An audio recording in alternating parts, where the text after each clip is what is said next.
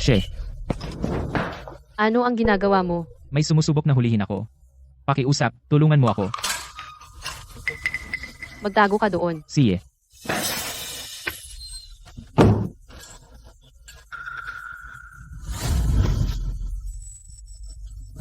Wala siya dito. Maghanap kayo sa ibang lugar.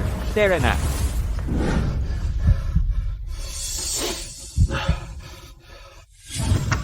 Lumabas ka. Wala na sila.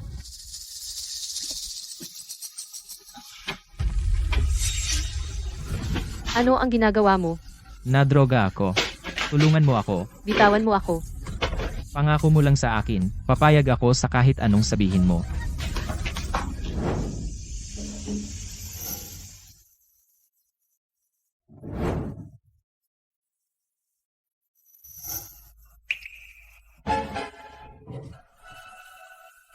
Natulog nga ako sa kanya. Lumabas ako para mag-inspeksyon ng proyekto. Hindi ko inasahan na itakda ako ng kapatid ko. Pinadrag pa niya ako. Buti na lang iniligtas niya ako. Pasensya na. Kagabi ay. Ang cute mo. Sino ka? Bakit mo ginawa ito sa akin? Nadroga ako. Dahil ikaw na ang babae ko ngayon, pananagutan kita. Ikaw. Shuning? Narinig kong sumisigaw ka. Okay lang ba ang lahat? Nay, bakit ka nandito? Mabilis, magtago ka. Hindi ako magtatago. Sabi ko pananagutan kita at tutuparin ko ang aking salita. Ikaw. Shuning? Papasok na ako. Ikaw kayo lahat. Nanay. Siya at ako ay... Shuning, sa loob ng 20 taon, nag-iisa ka, inaalagaan ako, isang matandang babae, at pinalaki si Haoyang na may matinding hirap. Gaano ka nagdusa? Gaano karaming hirap ang tiniis mo? Alam ko lahat yan sa puso ko. Ngayon, sa wakas ay natauhan ka na at handa ka nang humanap ng iba. Diyos ko, sa puso ko, sobrang saya ko. Nanay, hindi yon ang iniisip mo. Shuning, hindi ko kayo sinasalungat. Sana lang maging maayos ang buhay mo. Oh, nanay, si Haoyang ay malaki na. Sino ang papakasalan ko? Shuning, wala akong pakialam na may anak ka. At kaya ko siyang ituring na sarili ko. Matutulungan ko siya. Hindi ko kailangan ang tulong mo. Ang anak ko ay napangasawa na sa pamilya ng puno ng barangay bilang manugang na nakatira sa kanila. Mula ngayon, mananatili ako sa nanay ko.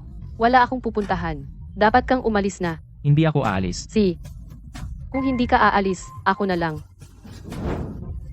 Shuning? Shuning, hayaan mo ako.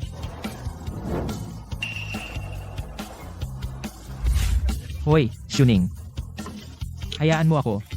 Mula ngayon, ang ganitong mabibigat na trabaho, ako na ang bahala.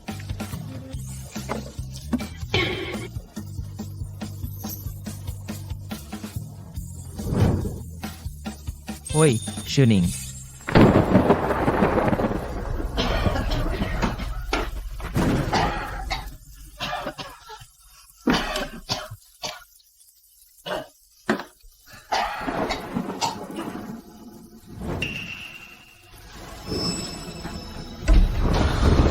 Nanay.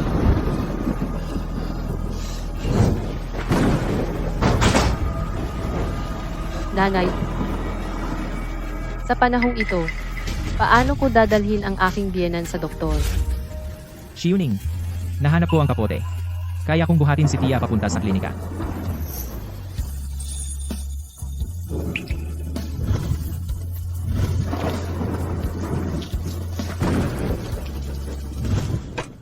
May nararamdaman ka bang hindi maganda kamakailan? Mahilo. Napakasikip sa dibdib. Kung hindi dahil sa kanya, baka hindi na nakaligtas ang biyenan ko ngayong gabi. Siya ay dapat na isang lalaking kayang pagkatiwalaan. Habang buhay, punasan mo ang sarili mo. Shuning, sa wakas ay handa ka nang kausapin ako. Si.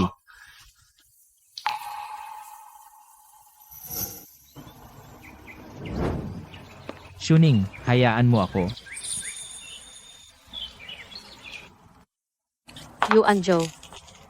Seryoso ka pa ba sa sinabi mo dati? Shuning, pumapayag ka bang pakasalan ako? Oo, pumapayag ako.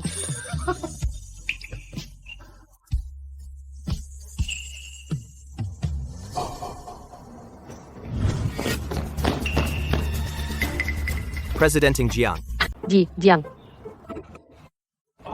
Jiang, sa wakas, nahanap ka na. Ikaw. May nangyari sa kumpanya. Inutos ng boss na bumalik ka agad. Sige. Shuning. Kailangan kong bumalik para asikasuhin ang isang bagay. Bababalik ako pagkatapos kong matapos. Huwag kang mag-alala. Hintayin mo ako ng 1 buwan. Sa 1 buwan, tiyak na babalik ako at papakasalan kita. Si.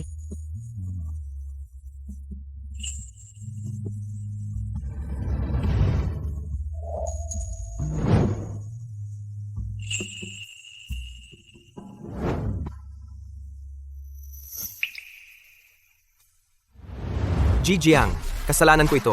Pasensya na kung nag-alala ka. Ayos lang. Oras na para bumalik at makita ang aking nakatatandang kapatid. Noong una, ibinigay ng aking ama sa akin ang kumpanya upang pamahalaan. Ang aking kuya ay hindi kailanman naging masaya. Tungkol dito, ilang araw na akong hindi nakabalik. Natatakot ako na may ginagawa siyang mga pakana upang agawin ang kapangyarihan. Jiang, sigurado ka bang pakakasalan mo ang babaeng taga-baryo na iyon at gagawin siyang asawa ng presidente? Wow. Siya lang ang karapat-dapat na maging asawa ko. Shuning, Nanay? naghihintay ka ba kay Xiao Jiang? Hindi. Si Haoyang. Hindi ba sinabi ng batang iyon na babalik siya tuwing 3 buwan? Binibilang ko ang mga araw. Ngayon na. Sinabi rin ni Yuan Zhou noong umalis siya na babalik siya ngayon. Akala ko maaari ko silang ipakilala sa isa't isa. Kung alam ni Haoyang na nakahanap ka ng napakabuting lalaki, matutuwa siya ng sobra. Sana. Sige, maghintay ka rito. Pupunta muna ako para pakainin ang mga manok. Ingat.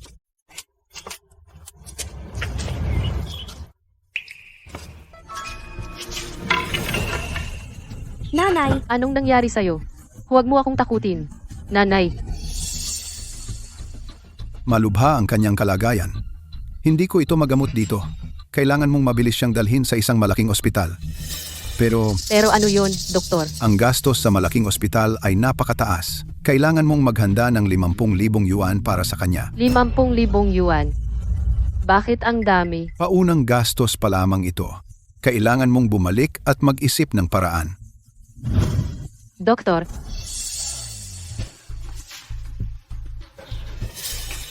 50,000 yuan. Saan ako kukuha ng 50,000 yuan? Haoyang. Haoyang, Oo, nanay. Mayroon pa tayong si Haoyang. Tiyak na handa siyang tumulong sa atin. Tara, nanay. Hanapin natin si Haoyang. Ipaalam sa sangay sa Shuangqiao County, ipagawa sa kanila ang mga kaayusan. Gusto kong ibalik si Shuning sa Rongcheng nang may karangyaan. At saka, ang pabrika na pinapatakbo ng biyenan ni Sun Haoyang ay laging gustong makakuha ng mga order mula sa ating Jiang Group. Pagkatapos, bigyan sila ng mga malalaking order. Mula ngayon, ilista sila bilang kasosyong manufacturer ng ating Jiang Group. Italaga si Sun Haoyang upang mamahala sa lahat ng koordinasyon ng negosyo. Nanay. Hintayin mo ako dito, okay?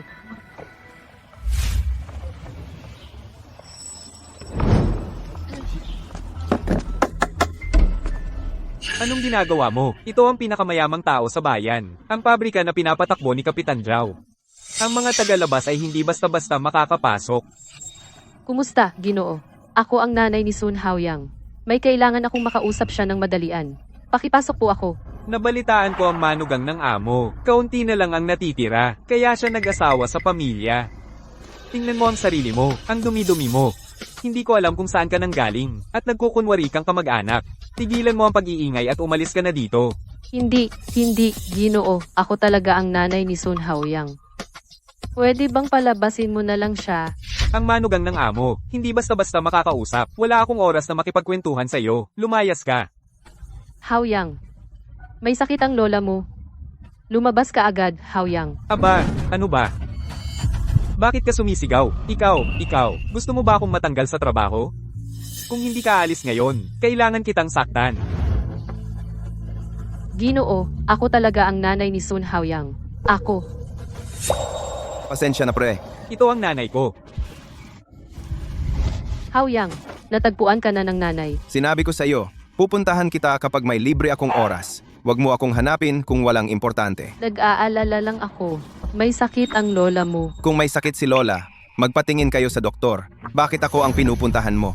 Ayoko rin namang istorbohin ka. Pero, mahina ang ani nitong nakaraang 2 taon. Kaunti lang ang naipon naming pera. Wala na talaga akong ibang pagpipilian, kaya napunta ako sa iyo. Mahigpit ang asawa ko sa pera. Wala rin akong pera. Hindi ka pa naman hininga ng nanay ng kahit ano. Ituring mo itong utang mula sa iyo. Babalikan talaga kita. Okay lang ba? Eto, kunin mo. Ito lang ang meron ako. Hindi sapat. Talagang hindi sapat. Hindi. Magkano ba ang kailangan mo? Ang Sabi ng doktor hindi bababa sa kailangan. Kailangan ng 50,000. 50,000? 50,000? Baliw ka ba? Sinasabi ko sa iyo, ito lang ang meron ako. Kunin mo o iwan mo. Umalis ka na. Kunin mo ang pera at umalis ka. Son Haoyang, anong ginagawa mo? Mahal, mali ako. Humihingi siya ng 50,000 at hindi ko binigay, di ba? Manugang, isipin mo na lang na utang ito sa iyo. Babayaran ko talaga. Xuning, hintayin mo ako. Susunduin kita para bumalik sa pamilya Jiang.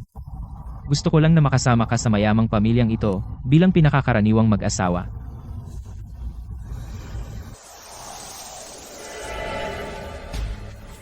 Oy, nanay at tatay, saan kayo nagmamadali? Anak, hindi mo pa alam, ang nayon nating Xiao Qiao ay magkakaroon ng malaking biyaya. Ang pinakamayamang lalaki sa Rongcheng ay pumili ng isang dalaga mula sa ating nayon at gusto siyang pakasalan bilang asawa ng CEO. Ang aming pamilya sa nayon ng Xiao Qiao ay malaking bagay. Sino ang hindi gagalang sa atin? Sa pamamagitan ng koneksyong ito, ang paglapit sa pinakamayamang lalaki sa Rongcheng ay magiging napakadali. Narinig ko na ang pinakamayamang lalaki ay darating mismo para sunduin ang nobya. Hindi natin dapat palampasin ang ginintuang pagkakataong ito. Jiao Jiao, sumama ka sa amin, ikaw at si Haoyang. Mahusay, hindi pa ako nakakita ng pinakamayamang lalaki sa Rongcheng. Mga biyenan, may sakit ang aking biyenan at kailangan niya ng pera ng madalian. Pwede bang manghiram ng kaunti sa inyo? Babayaran ko talaga.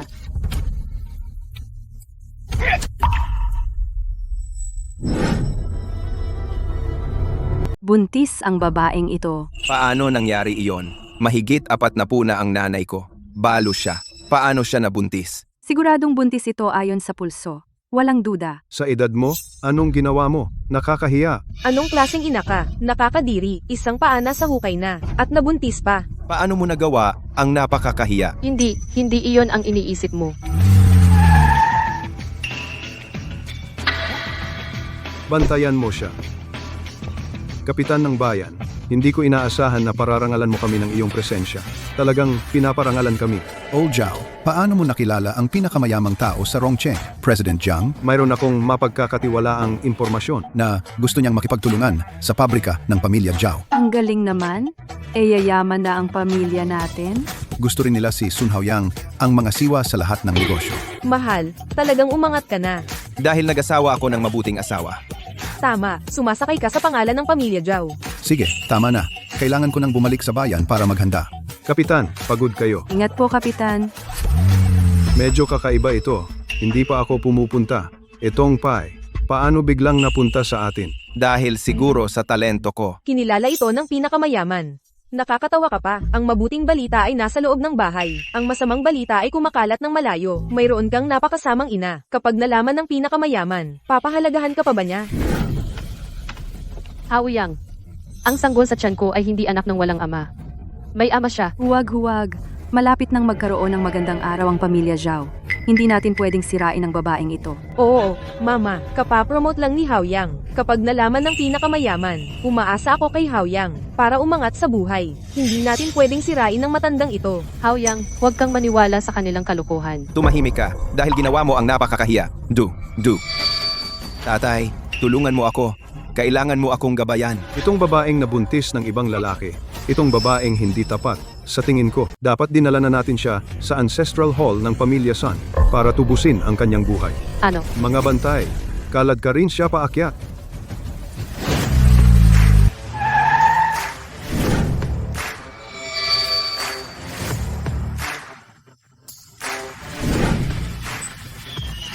Xuning.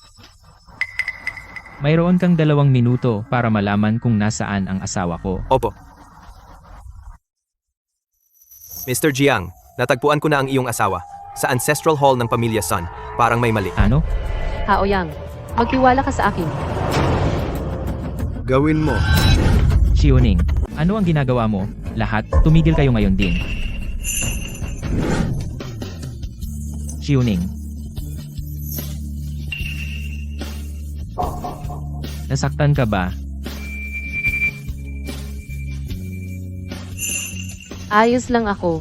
Sino ka? Ang kapal ng mukha mo. Pumunta ka rito at gumawa ng gulo. Ginoong Jiang, nalaman ko na ang asawa ng CEO ay nasa problema sa Ancestral Hall ng Pamilya Sun. Ano? Hindi pa alam ni Xiuning kung sino ako. Kung magpapakita ako kasama ang maraming tao, natatakot akong matakot si Xiuning. Sumama ka sa akin sa Ancestral Hall ng Pamilya Sun. Maghintay kayo rito. Ano ang relasyon mo sa nanay ko? Ang sanggol sa kanyang tiyan? Sa iyo ba? Sino ako? Wala kang karapatang malaman, pero si Xiuning ay kasintahan ko. Kaya ikaw si Li Xuning, ang kasintahan ng matandang babaeng ito? Nanay Kaya, para sa lalaking ito ginawa mo ang ganitong kahiya-hiyang bagay? Isang perpektong magkatugma, talaga. Ikaw, isang byuda, kasama ang isang matandang binata, tamang-tama. Mga mapagmataas kayo, alam mo ba kung sino ang nakatayo sa harap mo? Siya ay... Assistant Song mula sa Rongcheng. Gusto kong makita kung paano ninyo karaniwang tinatrato si Xiuning. Bakit hindi ka nagsasalita? Sige na, wala ka ng ibang kasinungalingan. Sinasabi ko sa iyo, ako ang puno ng nayon ng Xiaoqiao. Dito, ako ang batas sa Xiaoqiao. Sa isang pitik lang ng daliri, kaya kitang durugin. Isang simpleng puno ng nayon at ganyan kakayabang. Lalaitin mo ang aking ama? Sinasabi ko sa iyo, malapit na tayong maging magkasosyo ng pinakamayamang tao sa Rongcheng. Ngayon, luhod at yumukod para humingi ng tawad. Paano ka nangangahas na magsalita ng ganyan? Ang tulad mo na hindi man lang gumagalang sa sarili mong ina, sa tingin ko wala kang tsansa na makipagtulungan sa pinakamayaman. Ikaw, mukhang kailangan kitang turuan ng leksyon. Kung hindi, hindi mo malalaman ang mangyayari kapag sumalungat ka sa akin. Mga tao, sapakin ninyo siya. Huwag. Luluhod ako. Ako ang hihingi ng tawad para sa kanya. Xiuning, ano ang ginagawa mo? Kamag-anak ba? Oh, hindi. Punong barangay. Punong Zhao, pakiusap, palayain si Yuanzo. Kasalanan ko lahat, kung papayagan mo lang silang umalis. Ipinapangako ko, gagawin ko ang kahit anong gusto mo. Pasensya na. Ikaw, babae, sino pa ang gusto mong pakiusapan? Sinasabi ko sa'yo, kayo dalawa, itong mag-asawa, wala sa inyong makakaligtas ng madali. Ang kapal ng mukha mong sakta ng asawa ko. Mahal, sinaktan niya ako. Lalo pa niyang sinaktan ng asawa ng punong barangay. Kayo, bigyan ninyo sila. Saktan ninyo sila ng mabagsik. Ngayong araw, sisiguraduhin kong sila hindi na aalis sa Xiaoqiao Village. Huwag, nakikiusap ako sa inyo. Punong barangay, yuyuko ako sa inyo. Humihingi ako ng tawad para sa kanya. Xiuning, Pasensya na. Xiuning, tumayo ka. Pakiusap, palayain mo siya, okay? Yuanjo, hindi mo alam. Yung mga taong ito na inupahan nila, mga security guard na ito, mga thug sila galing sa baryo. Sasaktan kanila hanggang mamatay. Xiuning, huwag kang mag-alala. Sila. Hindi ako magagawa. Wala sa inyong makakatakas. Kasama na ang sanggol sa kanyang tiyan. Ano? Xiuning, buntis ka? Oy, hindi mo ba alam na buntis siya? Huwag mong sabihin ang batang ito ay sa ibang lalaki.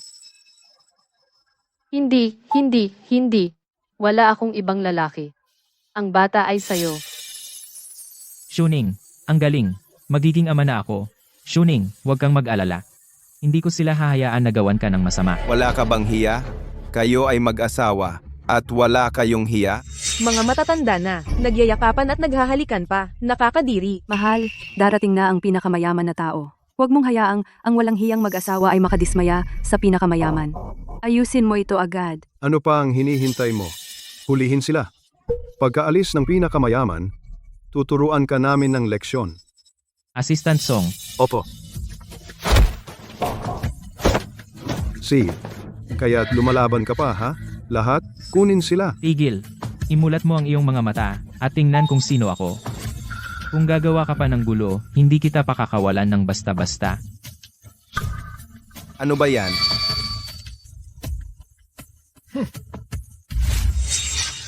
Paano ito nangyari? Sinasabi ng card na ito ang pangalan ng pinakamayaman sa Rongcheng. Kanina, tinawag siya ng subordinate niyang Jiang. Posible kaya? Siya ba talaga ang pinakamayaman sa Rongcheng? Jiang. Mahal, nananaginip ka ba? Paano siya magiging pinakamayamang tao sa Rongcheng? Oo, Tay. Hindi patunay ang business card. Tay, panlilin lang ito. Sa unang tingin, peke ang card na ito. Oo, Tay. Hindi mo ba nakikita si Li Shuning? Ang tanda niya, at isa siyang balo. Bakit pakakasalan ng totoong pinakamayamang Jiang ang isang balo? May punto ang anak natin. Kung siya talaga ang pinakamayamang Jiang, hindi siya magiging bulag. Mahal, nakalimutan mo ba? Sabi ng gobernador, ang pinakamayaman at ang kanyang convoy ay pumunta upang sunduin ang nobya. Paano siya nandito? Eddie, iyon na. Iimbitahin ko ang gobernador. Hayaan mo siyang sabihin sa iyo mismo kung totoo ba ako. Siya? Kaya niya talagang makuha ang gobernador? Kung gayon. Kung siya talaga ang pinakamayaman, kung gayon siya. Ang babaeng ito ay kanyang asawa. Mahal, hindi ba tayo nagpadala ng tao para alamin? Babalik na sila agad. Malalaman natin ang totoo agad. Tama. Tama ka, mahal. Gobernador, nandito na ang pinakamayaman. Ano? Talaga bang siya ang pinakamayaman? Hindi, Kapitan. Ang convoy ng pinakamayaman ay nakarating lang sa paanan ng bundok. Nagpapahinga pa sila doon ngayon. Sigurado akong darating sila rito sa lalong madaling panahon. Muntik na akong maniwala sa panlilin lang mo. Li Shuning! Tingnan mo ang klase ng lalaking natagpuan mo. At naglakas loob siyang magpanggap na pinakamayaman? Parang gusto niyang mapahamak? Hindi. Si Yuan Zhou ay tumutulong lang sa akin. Hindi niya intensyong magsinungaling. Sino ang maniniwala sa'yo? Mahal, kung kukunin natin itong pekeng nagpapanggap na pinakamayaman, arestuhin siya at ibigay sa tunay na pinakamayaman. Hindi ba ang pamilya natin ay sa mabilis na daan patungo sa tagumpay?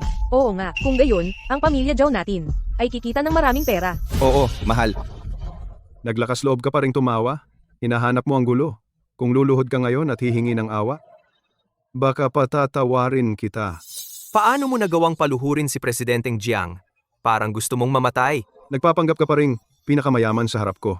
Ha? Naglakas loob ka bang hamunin ako? Hindi ka luluhod? Sige, sa lalong madaling panahon, ang Jiang Corporation ay si Manager Yang mula sa sangay ng kondado ng Sikyao ay darating dito. Sa oras na iyon, makikita natin kung kaya mo pa ring magyabang. Arestuhin siya. Ang lakas ng loob mo! Hoy, Shuning. Shuning. Yuan Zhou, Pakawalan mo ako. Pakawalan mo ako. Hoy, tingnan mo! Nandito si Manager Yang.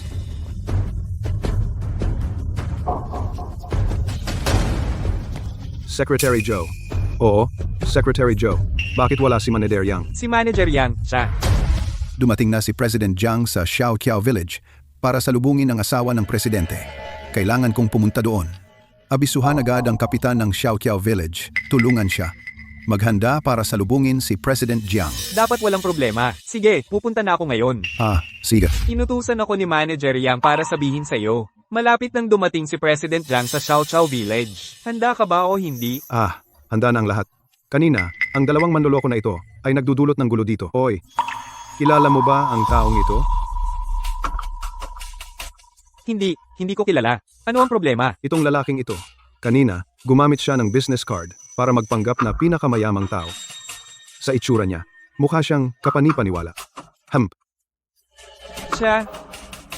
Si Manager Yang ay kasama ni Pangulo Jiang para salubungin ang asawa ng presidente kung siya ang pinakamayamang tao. Tiyak na nasa tabi niya si Manager Yang. Manloloko lang siya. Hindi ko alam kung saan niya narinig ang balitang darating si President Jiang sa Xiaoqiao Village ngayon. At naniwala ka? Secretary Joe, malapit nang dumating ang pinakamayamang tao. Biglang may ganitong pangyayari. Tiyak na magkakaroon ito ng masamang epekto. Ano ang gagawin natin sa dalawang ito? Sabihin mo sa akin. Ako na ang bahala ngayon. Sa palagay ko, dapat silang dalhin lahat sa istasyon ng pulis. Kalihim Zhou. Wala itong kinalaman kay Yuan Zhou. Ako ang may kasalanan. Kung gusto mong arestuhin ang isang tao, arestuhin mo ako. Umalis ka sa daan. Saan galing ang pulubing ito? Huwag mong hawakan ang mamahalin kong Amerikana. Gamit ang marumi mong kamay. Makikipagkita ako kay Pangulong Jiang ngayon. Kung sisirain mo ito para sa akin, pagsisihan mo ito. Ikaw, umalis ka na. Ako na ang bahala. Wala itong kinalaman sa iyo. Kalihim Zhou. Talagang ako ang may kasalanan. Kung gusto mong arestuhin ang isang tao, arestuhin mo ako. HMPH. Sa tingin ko, magkakasabuat kayo. Dapat kayong lahat arestuhin para magbigay ng paliwanag sa pinakamayamang tao. Hindi. HMPH.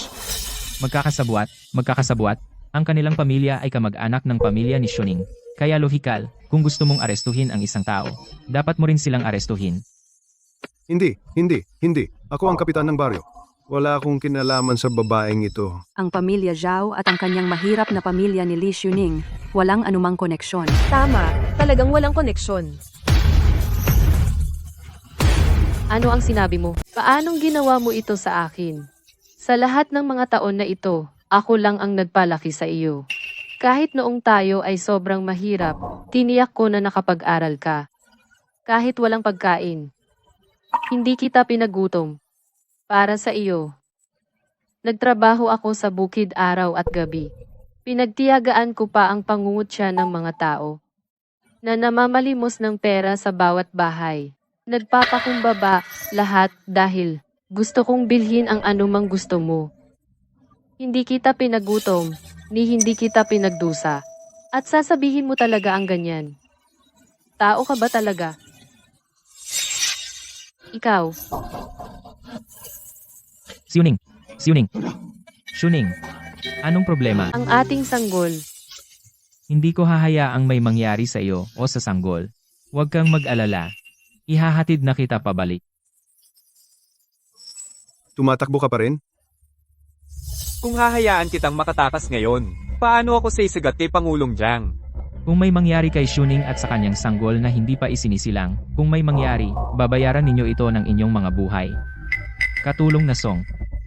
Maghanap ka ng doktor. Opo, Ginoo. Hoy, kung may humarang sa atin, bayaran nila. At ipaalam kay tagapamahalayang. Sabihin mong pumunta siya rito sa loob ng 5 minuto. Oh, malapit ka nang mamatay?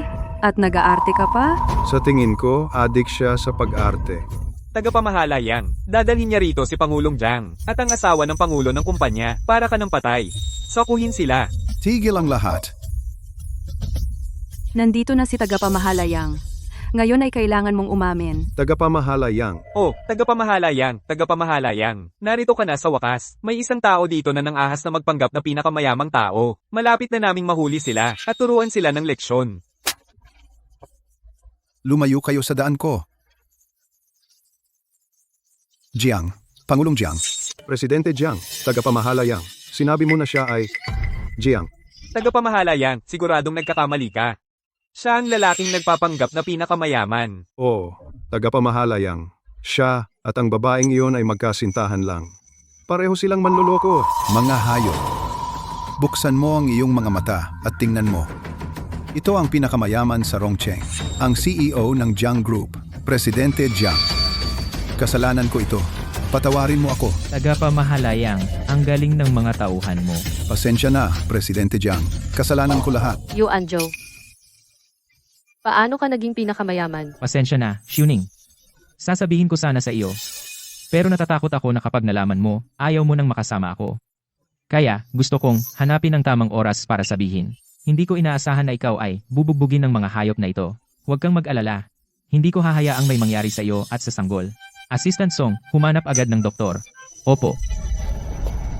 Si Shuning ang aking fiancé. At ginawa mo siyang ganito. Kung may mangyari sa aming anak, babayaran mo ito ng mahal, tagapamahalayang. Opo. Kung paano nila ginawa si Shuning, gawin mo sa kanila ng 10 beses. Ano pang hinihintay mo? Paluhod mo sila.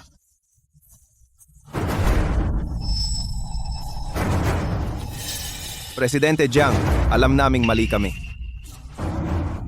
Nalinlang ako ng mga yon. Hoy, Presidente Jiang, patawarin mo ako. Naloko ako ng mga yon.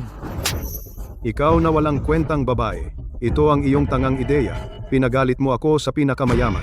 Umalis ka dito. Presidente Jiang, alam kong mali ako. Talagang alam kong mali ako. Alam naming lahat na mali kami. Masamang balita, Kapitan. Patay na ang matandang babae sa gate ng pabrika. Dalhin sila sa istasyon ng pulis, Ginoong Jiang.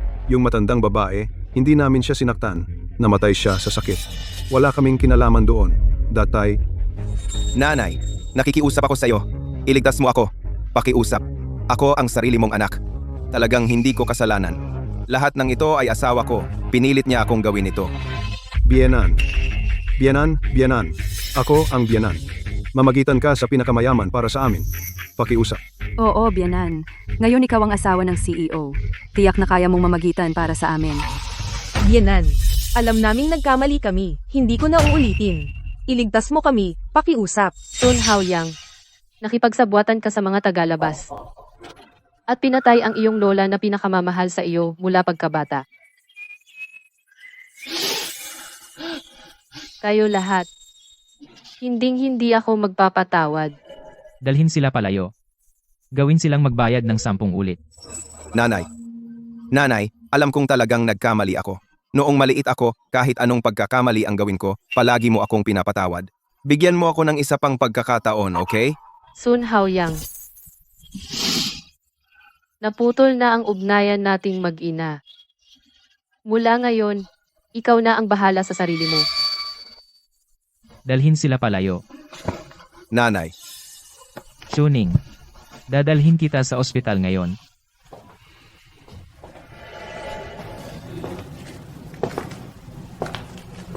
Yuanzhou. Shuning, gising ka na. Ang ating anak, Huwag kang mag-alala, ayos lang ang bata. ang biyenan ko.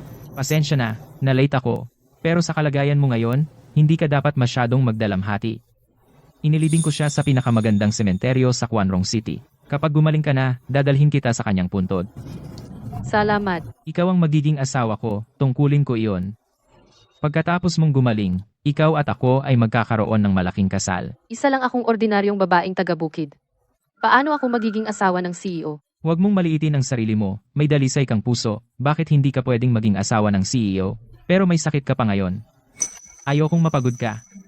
Kaya ang kasal natin, ipagpaliban muna natin. Si, Pasok. ito ay, Shuning, marami kang tiniis para sa akin. Lahat ito ay para sa iyo. Gusto mo ba ang mga ito? masyado itong marami, napakamahal. Ikaw ang asawa ko. Wala ito. Simula ngayon, ibibigay ko sa iyo ang pinakamahusay sa lahat. Halika. Tulungan ng asawa ng CEO na magbihis.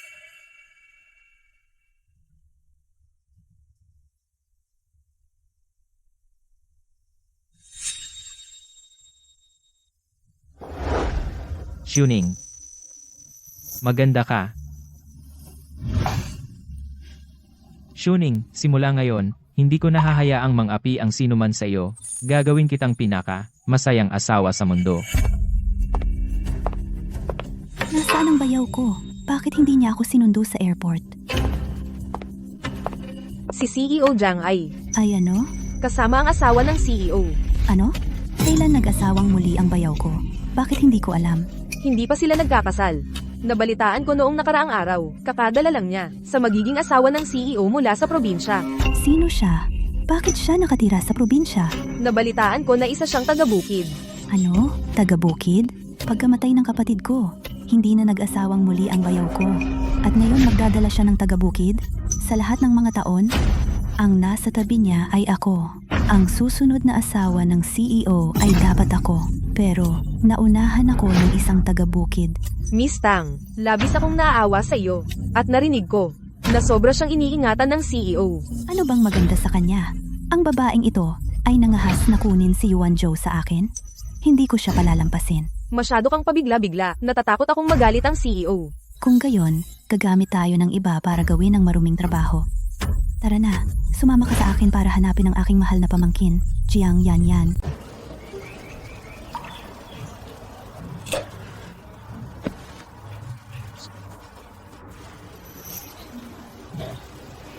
Nanay.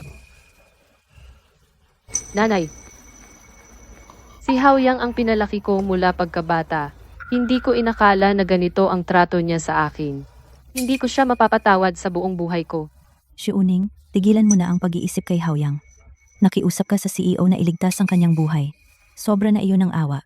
Ngayon, dalawa na kayo. At ang pinakamahalaga ay ikaw ang mag-ingat ng mabuti sa iyong sarili. Pero isang anak na lalaki lang ang meron ako. Kung noon hindi ko nawala ang aking anak na babae, hindi magiging ganito ang aking buhay.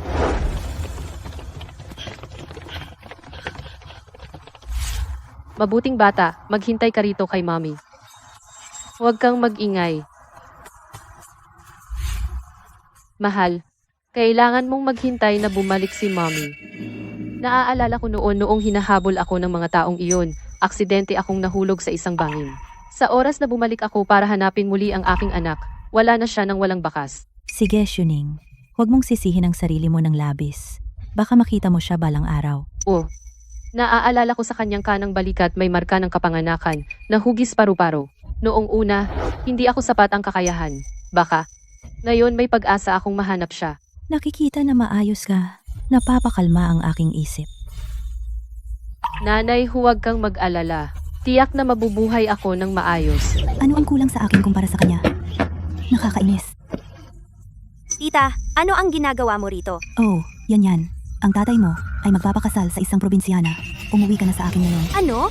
Sabihin mo sa akin, sino ang nagpasama ng loob ng tita ko? Miss, hindi mo alam ang buong kwento. President Jiang, kahit papaano ay nakahanap, isang simpleng babaeng taga-nayon, at sinasabing gusto niya itong pakasalan bilang asawa ng CEO, at pinapayagan niya itong mang-api sa tita mo. Huwag na nating pag-usapan. Gusto siya ni Yuanjo. Anong magagawa mo? Okay lang kung mang-api siya ng kaunti. Tita, huwag kang matakot.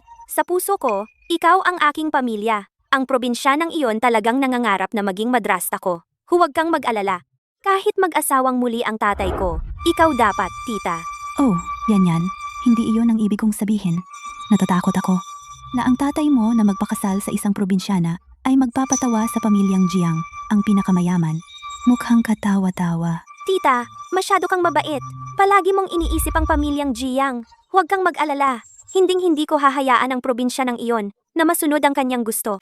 Wiset, sino nagsabi sa'yo na siduktahin ng tatay ko? Bakit siya kamukhang kamukha ko noong bata ako? Maaaring siya ang nawawala kong anak. Mahal? Ikaw ba iyan? Sino nagsabing pwede ka akong mahawakan? Huwag mong isipin na dahil lang mabait sa'yo ang tatay ko, pwede ka nang maging stepmom ko. Linawin natin, ang lugar ng nanay ko sa puso ng tatay ko ay hindi mapapalitan. So siya ang anak ni Yuanzu. Hindi ko ginusto na pumalit sa kahit sino. Buti alam mo, mahal na mahal ng tatay ko ang nanay ko. Kahit ilang taon na siyang wala, ang silid na ito ay bawal sa iba. Ikaw, isang probinsyana, akala mo kaya mong sakupin ang bahay na ito at maging may bahay? Kung gusto mong umiwas sa gulo, iimpake mo ang gamit mo at umalis bago pa kita paalisin. Mukhang sobra akong nag-isip. Ang isang mayabang na binibini tulad niya ay hinding-hindi magiging anak ko. Anong tinitingin-tingin mo? Umalis ka na dito. Hindi ako aalis hanggat hindi bumabalik si Yuanjo. Lakas loob mong gamitin ang tatay ko laban sa akin? Sasabihin ko sa'yo, ako lang ang nag-iisa niyang anak na babae at mahal na mahal niya ako. Kung ano ang gusto ko, hindi siya tumatanggi. Hanggat hindi ako pumapayag, hinding-hindi ka pakakasalan ng tatay ko. Tigilan mo na ang pagpapakita dito. Iimpake mo ang gamit mo at lumayas. Sabi ko, kay Yuanjo lang ako nakikinig. Siya lang ang makapagpapalis sa akin. Ganyan, tingnan mo. Ito ang itsura ng isang babaeng walang pinag-aralan galing probinsya. Wala siyang hiya. Para sa pera at kapangyarihan ng pamilya Jiang, kumakapit siyang parang linta at ayaw umalis. Alam mo ba kung gaano ka kasuklam-suklam ngayon? Iimpake mo ang basura mo at lumayas. Ito ang pinakamayamang pamilya sa Rongcheng, ang pamilya Jiang. Hindi ito lugar para sa kung anong aso't pusa. Ikaw, magiging asawa ng pinakamayaman? Ang aming pamilya ay hindi pwedeng mapahiya ng ganyan. Oo, umalis ka na. Mas masahol ka pa sa aso. Wala kang karapatang mang-insulto ng tao ng ganito. Ito ang tawag mo sa pang-iinsulto? Ngayon, ipapakita ko sa iyo kung ano ang tunay na kahihiyan. Mga guwardiya, hawakan ninyo siya. Anong ginagawa ninyo? Tinutulak mo ako? Hindi.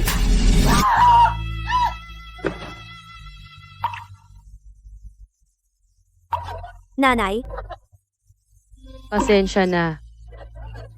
Pasensya na talaga. Noong buhay ka pa, hindi kita hinayaan na magkaroon ng kahit isang magandang araw. Pagkamatay mo, hindi ko man lang naprotektahan ang iyong larawan. bakit ka nagpapakabanal? Wala nga ang tatay ko. Kanino ka nagpapakalungkot? Eksakto. Ang uri ng babaeng ito, yan, ay sobrang kalkulado. Gumagamit pa siya ng patay na matandang babae para gumawa ng gulo. Huwag mo siyang pakahinaan. Ano naman kung patay na siya? Anong kinalaman ko doon? Paano ka nangahas gumamit ng larawan para mangikil sa akin? Sa murang edad, bakit ang sama ng iyong pananalita? Wala kang kahit na anong respeto para sa mga yumao, kahit kaunti. Ito ba ang itinuro sa iyo ng iyong tatay? Tigilan nyo yan, lahat kayo. Tatay, sa wakas nakabalik ka na. Hindi mo. Anong nangyayari? Sino ang may gawa nito? Sinisibak kayong dalawa. Ginoong Jiang, hindi kami maaaring umalis sa pamilya Jiang. Nagkamali kami. Maawa kayo sa amin. Umalis kayo. Tatay, bakit mo sila pinaparusahan? Halata namang siya. Ang tapang mong sabihin yan. Kung hindi dahil sa iyong udyok, mangahas ba sila? Tinatawag mo pa siyang maganda. Malapit na siyang maging nanay mo. Ganyan mo ba tinatrato ang iyong mga nakatatanda? Nasaan ang iyong asal? Humingi ka ng tawad kay Shuning ngayon din. Tatay, talaga namang sinaktan mo ako para sa isang probinsyana? At papagapihin mo akong humingi ng tawad sa kanya? Bayaw, pabayaan mo na. Biglang may taong labas sa bahay. Hindi pa matanggap ni Yan sa ngayon. Normal lang iyon. Mula pa noong bata siya, hindi mo pa siya sinaktan. Ito ang unang pagkakataon. Dahil sobra ko siyang pinalaki. Kaya siya nangahas. Maging bastos sa kanyang mga nakatatanda. Jiang Yan, kailangan mong humingi ng tawad ngayon. Kung hindi, simula ngayon, huwag mo akong tawaging tatay. Pasensiya na. Masaya ka na ba ngayon? Anong klase ang ugali mo? Kalimutan mo na, Yuanzu. Bata pa siya. Kailangan natin siyang turuan ng dahan-dahan. Pumunta ka sa kwarto mo para sa 3 araw na parusa. Pag-isipan mo ang iyong mga ginawa. Hoy, Yan. Bayaw, Yan, siya. Umalis ka na rin.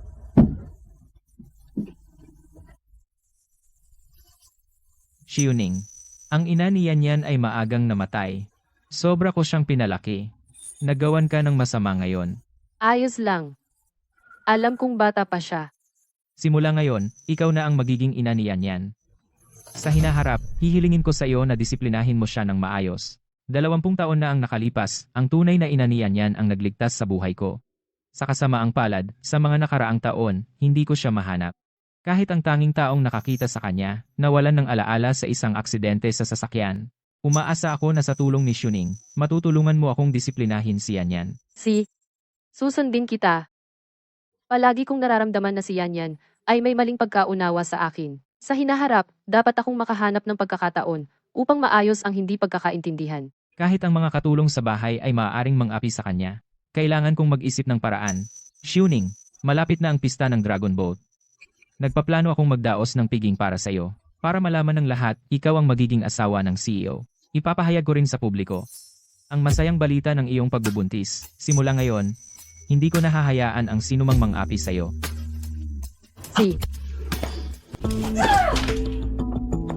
Sinong nambubuli sa Yan natin? Bakit galit na galit ka? Yung probinsyana, yung maganda. Sa harap ng tatay ko, sobra niya akong pinagsalitaan ng masama. Di pa rin ako kinakausap ng tatay ko. Kawawang Yan, sobrang unfair. Sa loob ng maraming taon, di ka pa ginanyan. Tita, pakisuyo, mag-isip ka ng paraan. Papayag ba tayong hayaan na lang yung magandang iyon na utos-utusan ako? Huwag kang mag-alala Yan. Ilang araw lang, narinig ko na magpa-party ang bayaw ko para sa kanya. Tapos, ang tita mo ay sisiguraduhing magbabayad siya para dito. Talaga? Dapat natin siyang turuan ng leksyon. Yuanju, Xiuning, ang ganda mo. Mamaya, sasama ako sa iyo sa party.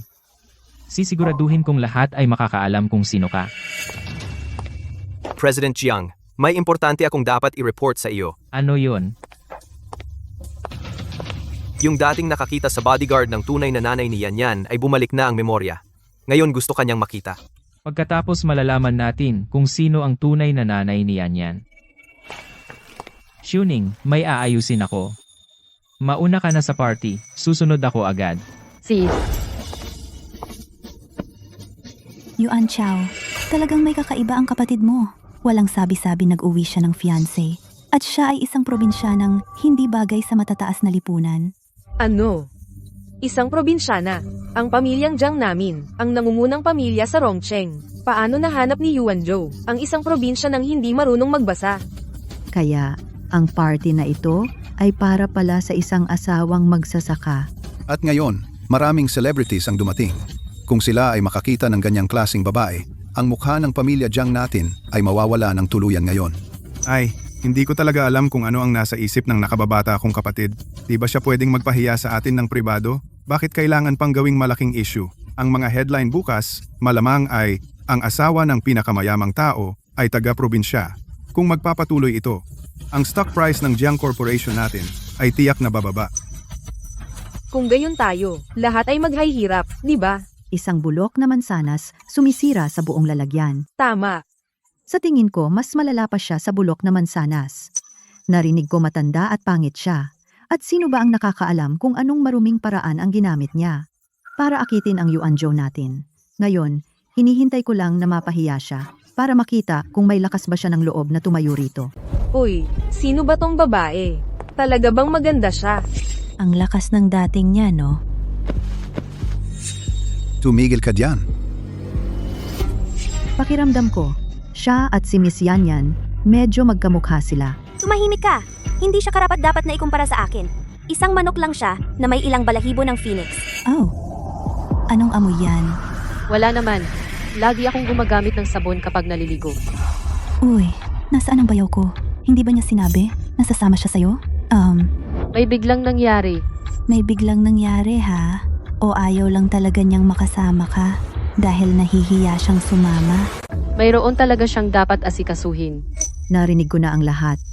Si President Jiang ay handang pakasalan ka. Sinamantala mo siya at umakyat sa kanyang kama. Iyon ang nagtulak sa kanya na pakasalan ka. Dahil walang bumabati sa akin dito. Aalis na ako ngayon. Hoy, huwag kang umalis. Malapit nang dumating ang aking bayaw. At kung hindi ka niya makita, baka sisihin niya tayo sa hindi magandang pagtanggap. Ano ang gagawin natin? Nako, hindi marunong tumanggap ng biro. Nakakainip. Ito ang unang pagkakataon mo na makilala ako. Wala kang alam sa akin. Bakit kailangan mong maging sarcastic at mang-asar? Masyadong agresibo. Hoy, pakinggan mo siya. Ininsulto ka niya. Sinasabing, mas masahol ka pa sa kanya. Nandito na siya. President Jiang, nakahanap ako ng larawan ng biological na ina ni Miss Yanyan. Natagpuan ko na ito. Ito si Yanyan. Hindi ko inaasahan si Yanyan ay kamukhang-kamukha ng nanay niya. Presidente, ito ang itsura ng ina ni Yanyan 20 taon na ang nakaraan. Tungkol naman sa itsura niya ngayon, hindi rin namin alam. Ipadala ang larawan sa laboratorio ng Zhongshan University at ipahula sa kanila kung ano ang magiging itsura niya sa loob ng 20 taon. Bilisan mo. Oh. Gabi na. Hinihintay tayo ni Xuning. Pumunta tayo sa handaan at maghintay ng balita. Ang buhay ay para sa sarili mo. Ako lang ang nakakaalam kung maganda o hindi. Wala akong pakialam sa sasabihin ng iba. Pero alam ko talagang mahal ako ni Yuanzhou. Ang babaeng iyon, kaya niya talaga. Uy, wala ka bang hiya? Uy, Yanyan, bakit mo nasabi iyon? Siya ay magiging nanay mo na sa lalong madaling panahon. Ayaw ko itong matandang pangit na babae na maging nanay ko. Hindi siya karapat-dapat. Presidente Jiang, ang 3 pangunahing shareholder ng kumpanya ay nandito na. Ang iba ay maaari nating baliwalain, ngunit ang 3 pangunahing shareholder na ito ay napakahalaga sa aming pamilyang Jiang. Dapat tayong pumunta at magtagay sa kanila. Dahil wala ang nakababata kong kapatid, ikaw na ang magtagay para sa kanya. Iinom? Hindi ako umiinom. Sasamahan kita doon. Dito na, dito na. Pasok. Nandito na kayong 3. Ipakilala ko. Ito ang magiging hipag ko, ang nobya ni Presidente Jiang, si Li Xuning. Nobya ni Presidente Jiang, taga saang kilalang pamilya siya. Ako. Taga-probinsya ako. Kaya dapat may mga natatangi kang katangian. Ang magiging hipag ko ay nag-aalaga ng manok, pato, at gansa. At nag-aalaga rin siya ng baboy. Ang mga paraan ni Ginoong Jiang ay hindi nasusunod sa tradisyon. Hindi ito kayang tularan ng ordinaryong tao. Magtaas tayo ng baso para sa ating 3 shareholder. Tara, tagay!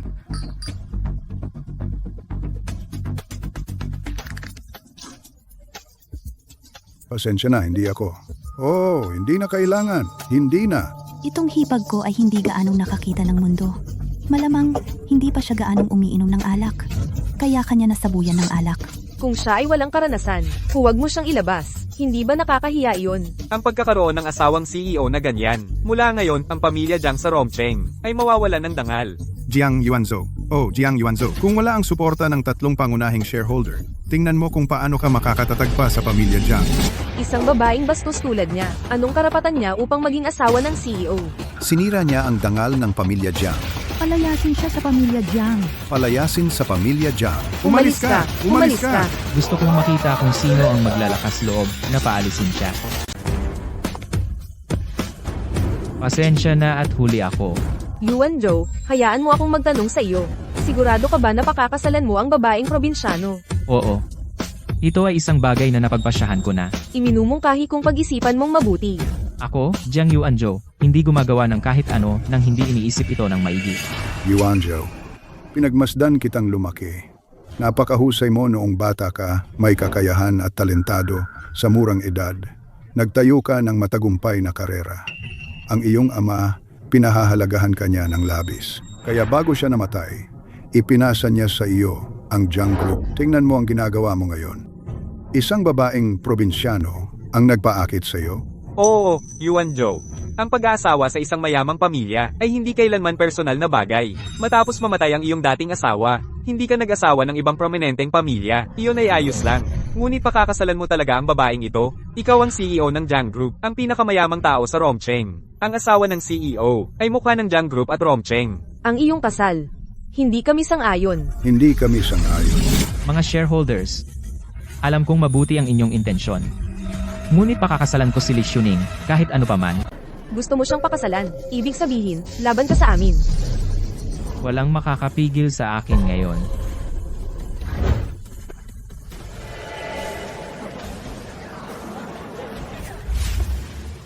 Mga binibini at ginoo. Narito ako ngayon upang ipakilala ng formal ang aking kasintahan, GNN, Li Xuning. Siya ay simple, tapat, at mabait, matatag at hindi sumusuko. Hindi nanliligaw o sumisipsip, hindi nagpapabor, tapat sa iba, patas sa kanyang mga gawain, hindi layaw o mapagpanggap. Lahat ng mga katangiang ito sa kanya ang aking pinahahalagahan. Higit sa lahat, alam ko na siya, sa anumang oras, sa anumang sitwasyon, ay uunahin ako. Kung sa yaman o kahirapan. Sa sakit, hindi niya ako iiwan.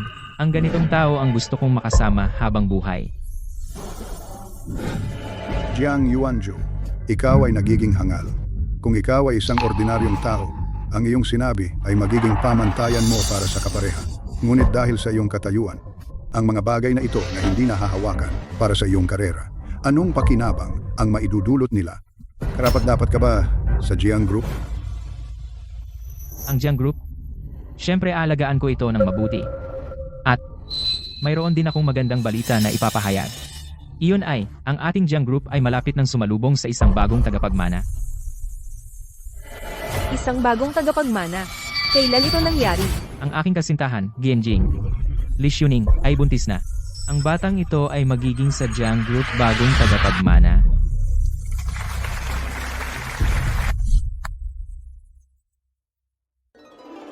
Nawalan na ng isip si Jiang Yuanzhou. Sa lahat ng mga taon, pinalaki siya na sayang. Sa mga kasal sa mayayamang pamilya, walang tunay na pag-ibig. Lahat ay tungkol sa interes. Ginagamitan lang ang isa't isa. Bakit siya naging napakatanga? Paano niya alam? Natiyak na sa kanya ang bata. Sino ang nakakaalam? Baka ang babaeng iyon ay nagkaanak sa ibang lalaki. Ngayon ay nag-aanunsyo siya ng bagong tagapagmana. Hindi takot na sa bandang huli ay kakainin niya ang kanyang mga salita. Mga ginoo, nakita ninyong lahat ang sitwasyon ng aking kapatid, hindi ba? Lubos niyang binabaliwala ang inyong payo. Determinado siyang sundin ang sarili niyang daan. Kung magpapatuloy ito, ang ating Jiang Group sa madaling panahon ay masisira niya. Bakit hindi isaalang-alang ang aking panukala? Gawin muna natin ang iyong suwestyon sa ngayon. Handa na ba ang lahat? Miss Tang, talaga mo bang itutuloy ito? Siyempre, Li Xuning. Tingnan natin kung paano katatakas sa pagkakataong ito. President Jiang, nagpadala ang Rongcheng University ng isang tao na may larawan ng biolohikal na ina ni Miss Yanyan. Nasa ibaba sila ng hotel.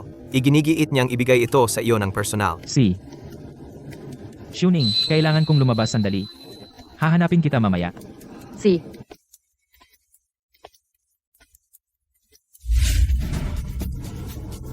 Halika, Li Xuning, uminom tayo. talagang hindi ako makainom. Oh, hindi ba Umiinom ka naman kanina?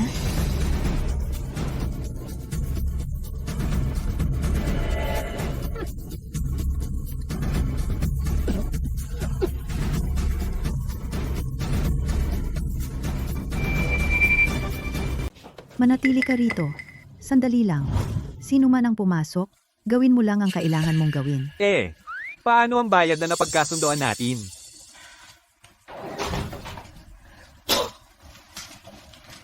Kapag tapos na ang trabaho, makukuha mo ang nararapat sa iyo. Ingat, ate. Saan mo ako dadalhin? Huwag kang mag-alala, sumama ka sa akin. Mr. Jiang ay naghihintay sa iyo.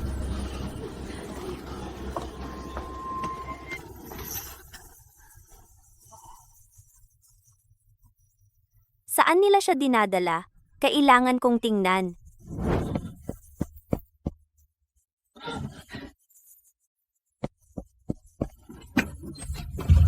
Pumasok ka na. Manatili sa loob. Bakit ako nakakulong dito?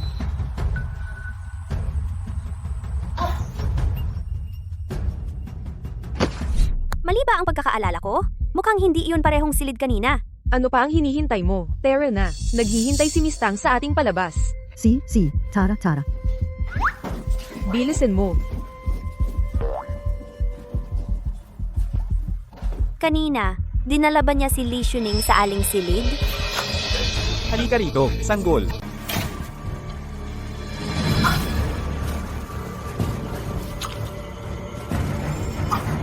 Pakawalan mo ako. Tulong. Bilis, buksan ang pinto. Buksan. Sino ang nangahas na sirain ang aking plano? Si Li Xuning. Iligtas mo ako. Iligtas mo ako. May tao ba dyan? Bilisan mo, tulong. Li Xuning, anong ginagawa mo dito? Sino ang nasa silid na ito? Ano ba ang nangyayari? Baka mali ang kwarto ko. Buksan ang pinto. Buksan ang pinto. Ngayon. Umalis ka sa daan. Bitawan mo ako. Saklolo. Yan. Okay ka lang ba? Isang birthmark na hugis paru-paro.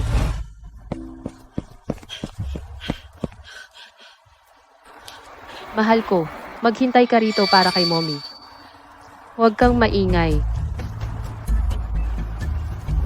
Anak, kailangan mong maghintay hanggang bumalik si mommy. Maaari bang si Yan talaga ang anak ko? Yan? Yung birthmark sa balikat mo.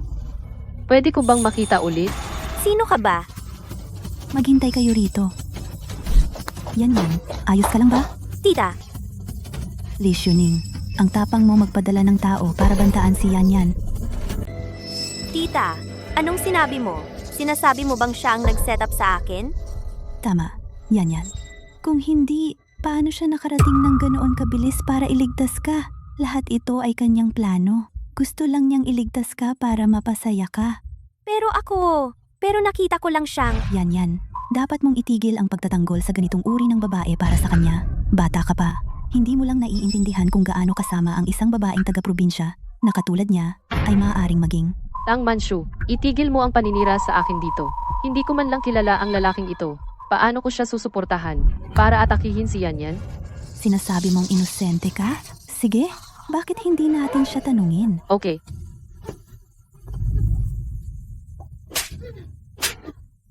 Anong nangyayari? Magsalita ka. Kilala mo ba siya? Siya ba ang nagsabi sa iyo? Naghahasain si Yan? Kung gusto mo ang natitirang pera, mas mabuting kumilos ka ng maayos. Siya. Lahat ng ito ay inaayos ng babaeng ito. Ako lang nagtiwala sa iyo ng sobra.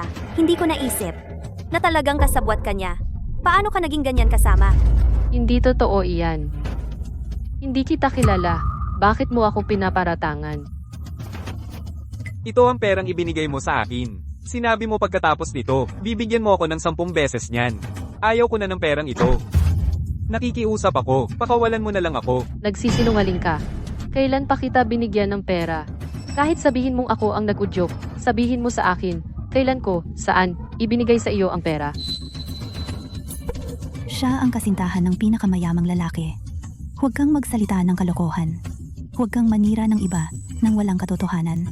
Kung hindi, malalagot ka. Tama. Hindi ko siya sinisiraan. Hinamak ka niya dahil nakaharang ka sa kanyang pagpapakasal sa mayamang lalaki. Gusto niyang samantalahin ang pagkakataon para turuan ka ng leksyon. Buwisit! Talagang kasama mo ang manloloko na ito sa pagsasabuatan.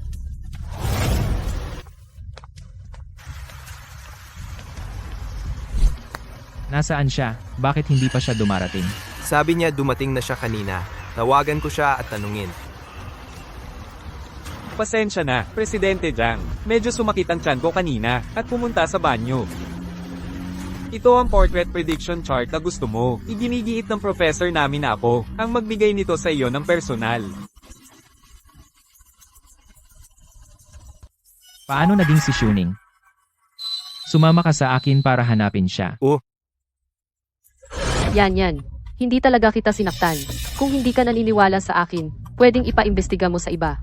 Ang katotohanan ay magpapatunay na ako ay walang sala. Walang sala. Alam mo pa ba ang salitang walang sala? Isang babaeng tulad ni Yanyan, nasa kasikatan ng kanyang buhay. Siya ang walang sala. Buti na lang dumating ako sa tamang oras. Kung hindi, paano makakaya ni Yanyan na magpatuloy sa buhay? Talagang nabagsik ka. Nagsisinungaling ka. Yan. Hindi talaga kita sinaktan. Isang taong tulad mo, isang babaeng taga-probinsya na may kaunting pinag-aralan, nakakatakot, patuloy ka pa ring nagsisinungaling. Sa tingin ko, ikaw, dahil lang sa bayaw ko, ay naging napakabait sa iyo nitong mga nakaraang araw. Naging sobra ka na. Paano mo nagawang saktan ang kanyang pinakamamahal na anak na babae? Hindi ko ginawa. Hindi mo ginawa? Bakit ka nandito? Ako. Hindi mo maipaliwanag, di ba? Di tumigil ka sa pagpapaka-inosente, mga guwardiya. Yan. Miss Tang, okay lang ba kayong dalawa? Anong nangyayari? Ito? Ang tinig na iyan, bakit pamilyar ang tunog? Naalala ko na ngayon. Sila iyon. Sila ang nagdala sa akin dito. Nagsisinungaling ka. Ikaw ang nagsabi sa amin na sundan ka. Sinabi mong may palabas, may mapapanood. Nung nakarating kami, may naramdaman kaming kakaiba. Umalis kami nang hindi pumasok. Noon, nakikita na namin na ikaw ay may masamang intensyon. Hindi namin naisip na talaga mo kaming papuntahin. Manood na mapahiya si Miss Yanyan. Ano ang masasabi mo ngayon? Paano ka naging ganyan kasama? Talaga, hindi ko ginawa. Lasing ako, kaya nila ako dinala rito. Kahit na wala ako sa sarili ko. Nakilala ko ang mga boses ng dalawang iyon. Napakalinaw. Kailangan mo akong paniwalaan. Masyadong lasing, para lumakad, at pinulot ka lang namin. Ang galing mo talaga gumawa ng kwento. Masyadong maraming short drama ang pinapanood mo. Tama iyan. Ikaw ang nagsabi sa amin na pumunta. Ngayon, sinisisi mo kami. Sinasabi mo na pinlano ka namin. Ang tuso mo talaga. Sinasabi mo na sadyang dinala ka nila rito? May ebidensya ka ba? Naiintindihan ko na ngayon. Kayo lahat ay nagkakaisa para guluhin ako. Kaya kahit anong sabihin ko, walang silbi. Bakit ka nila guguluhin? Sa tingin mo lahat ng tao sa mundo, maliban sa'yo ay masamang tao? Sabihin ko sa'yo, ang babaeng may pusong kasing laso ng sayo ay hindi karapat-dapat na maging asawa ng isang bilyonaryo. Kahit na magpakasal muli ang tatay ko, dapat ang tiyahin ko lang. Yan. Ginawa niya ang isang bagay na napakasama sa'yo ngayon. Napakasama. Bukas, sino ang nakakaalam kung ano ang pwedeng gawin niya sa'yo? Ngayon kailangan nating gawin siyang magbayad ng halaga. Mga guwardiya, arestuhin siya. Pakawalan mo ako. Bakit ako aamin? Pumunta ako dito para lamang iligtas si Yanyan. Hindi ako ang talagang nanakit sa kanya. Ikaw. Akala mo si Yanyan ay katulad mo, walang utak at maniniwala sa mga kalokohan mo? Tama. Ang peke at pangit mo. Ang tinatawag mong pagligtas sa akin ay talagang ikaw ay tumatakas. Isang dahilan na ginawa mo. Ganito mo ako tratuhin. Kung malaman ni Yuanzu, hindi ka niya hahayaan. Mga kasuklam-suklam na bagay ang ginawa mo. Akala mo kung darating ang bayaw ko, sasama siya sa iyo? Sinasadya mong sirain ang reputasyon ni Yanyan. Kahit dumating ang bayaw ko, siya ay para kay Yanyan na higpit kang papagalitan. Ang tatay ko ang pinakamahal sa akin. Kung malaman niya na ginawa mo akong masama, hindi ka niya patatawarin. Yan. Dahil siya ngayon hindi na maaaring itanggi. Kaya mabilis na papirmahan siya ng kasunduan ng pag-amin at ibigay sa tatay mo. Tama. Tita, ang galing mo mag-isip. Kung may pagsisisi ka, Kaya mabilis kang umamin at tumanggap ng parusa. Pirma. Pahayag ng pag-amin. Hindi ako pipirma. Ang pagpirma ay magpapalala lang ng sitwasyon ko. Pumirma ka. Pumirma ka na ngayon. Yan. Ang babaeng ito ay umamin na. Sa tingin ko umaasa siya sa ang bata sa kanyang tiyan upang maglakas loob na saktan ka. Kung manganak siya ng batang iyan, sino ang nakakaalam kung paano kanya sasaktan sa hinaharap? Tita, tama ka. Kung itatago ko ang batang ito, tiyak na magdudulot ito ng gulo para sa akin at sa pamilya Jiang. Kaya ngayon, aalisin ko rin ito. Hindi. Huwag saktan ang anak ko. Hulihin siya. Ibangga siya sa isang bagay. Hindi. Makinig ka sa akin. Makinig ka sa akin. Yan. Hindi ko sinubukang saktan ka. Ang iyong ama ang nagsabi sa akin na lumapit sa iyo at alagaan ka. Ang sanggol sa loob ko ay sarili mong kapatid na lalaki. Iligtas mo siya, pakiusap. Iligtas mo siya, pakiusap. Pakiusap, tumahimik ka. Huwag mong gamitin ang tatay ko laban sa akin. Ang batang ito sa iyong tiyan gusto ring maging kapatid ko? Hindi siya karapat-dapat. Yan. Makinig ka sa akin. Ngayon, mayroong malinaw na isang tao na gustong gamitin ang iyong mga kamay upang alisin ako at ang aking hindi pa isinisilang na anak. Hindi ka maaaring makinig sa kanila at gawin ang isang bagay na hindi mo na mababawi. Kung malaman ni Yuanzhou, Xuning. Nasaan si Xuning? Tingnan mo agad. Nasaan ang asawa ko? Opo. Xuning. Hindi ko inaasahan. Ikaw pala ang nagligtas sa akin 20 taon na ang nakakaraan. Mula ngayon, gagawin ko ang lahat para pasayahin ka. Mr. Jiang, may janitor na nagsabi nakita raw ang asawa mo na dinala sa ika-6 na palapag ng hotel para magpahinga. Hanapin mo siya. Ito ang kapalit ng pananakit mo sa akin. Nararapat lang sa iyo. Miss Yan, siya. Dumudugo siya. Kinaladkad siya palabas. Ilayo mo siya sa paningin ko. umalis na tayo. Tigil ang lahat. Umalis sa daan. Xuning, anong nangyayari? Sino ang nanakit sa iyo ng ganyan? Sino ang gumawa nito? Kuya, hindi. Hindi namin kasalanan. Siya mismo ang bumangga sa gilid ng mesa. Yuanzhou, iligtas ang ating anak. Tumawag ng doktor, bilis. Opo. Ano ba talaga ang nangyayari? Tay, kasalanan lahat ng masamang babaeng ito. Nakipagsabwatan siya sa masasamang tao para bitagin ako. Pinaatake pa niya ako. Muntik na akong mamatay. Tay, kailangan mo akong ipagtanggol. Tama iyan, bayaw. At nakita ito ng lahat dito. At sumulat pa siya ng pag-amin. Pakitingnan mo. Ang mga krimen niya ay malinaw na nakasaad sa pag-amin. Inamin din niya iyon at pinirmahan pa niya ng thumbprint.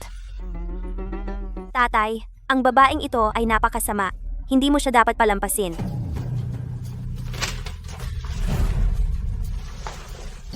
Xuning, ano ang nangyayari dito? Yuanzhou, Nakikinig ako. maniwala ka sa akin. Hindi ko talaga sinaktan si Yan. Ang mga paratang na ito ay pinilit sa akin ng mga iyon. Hindi ako umaamin na nagkasala. Inatake nila ako. Ang thumbprint na ito. Kinuha nila ang kamay ko at pinindot nila. Walang makakapagpatotoo para sa akin. Hindi ko alam kung maniniwala si Yuanzhou sa akin. Maniwala ka. Nagtitiwala ako sa iyo. Naniniwala ako sa lahat ng sinasabi mo. Siguradong alamin ko ang totoo nito. Doktor, ayos ba ang sanggol? Huwag kang mag-alala, Mr. Jiang. Ang sanggol ay wala naman sa malubhang panganib. Pero mula ngayon, huwag mong hayaang ang madam makaranas pa ng mga marahas na epekto. Nararapat lang sa kanya. Sinong nagsabi sa kanya na maging ganyan kasama? Kahit mawalan siya ng sanggol, karma niya iyon. Bayaw, yan. Siya. Manahimik ka. Tatay, sinaktan mo ako. Ngayon, sinaktan mo na naman ako. Para sa babaeng iyon. Galit ako sa'yo. Tama nga. Masyado na kitang pinalayaw, at iyon ang dahilan kung bakit naging ganyan ka. Huwag mong isipin na hindi ko alam kung ano ang ginawa ninyong dalawa. Sinasabi mong si Xuning nabunggo sa sulok ng mesa. Akala mo ba talaga paniniwalaan ko iyan? Ano ba ang tingin mo sa akin? Kahit na si Yan ang nagsimula, siya naman ay laging maayos. Kung ang matandang babaeng taga-probinsya hindi gumawa ng isang bagay na napakasama, hindi sana ginawa iyon ni Yan. Lahat ay kasalanan ng matandang babaeng taga-probinsya. Tumahimik ka. Sino ang nagsabi sa iyo na pwede mong pag-usapan si Xuning ng ganyan? Tatay, Ako ang anak mo. Kailangan mo ba talagang panigan siya ng ganyan? Simula ngayon, sa pamilyang Jiang na ito, siya o ako o siya. Jiang Yanyan. Ano ang ibig mong sabihin doon? Tatay? Ngayon, pumili ka sa pagitan ko at ng matandang babaeng iyon. Pumili ka ng isa.